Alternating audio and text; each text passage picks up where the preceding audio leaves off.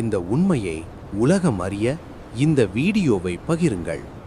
நபி முகம்மது ஸல்லல்லாஹு அலைஹி வஸல்லம் அவர்கள் மறைந்த பிறகு யஸீத் என்ற அரசன் ஆட்சிக்கு வந்தார். ஆனால் இமாம் ஹுசைன் ரதியல்லாஹு அன்ஹு யஸீதை ஒரு நீதிமிக்க தலைவராக ஏற்கவில்லை. இமாம் ஹுசைன் இப்ன் அலி அவர்கள் மெக்காயிலிருந்து கிளம்பி கூஃபா மக்களின் அழைப்பை ஏற்று சென்றார்.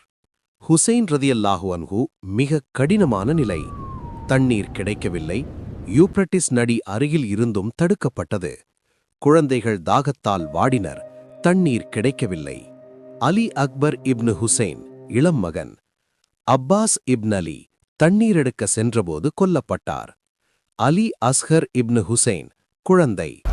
ஒவ்வொருவரும் ஒருவருக்கொருவர் போரில் உயிர் தியாகம் செய்தனர். 10ஆம் நாள் முஹர்ரம் ஆஷூரா 680 CE.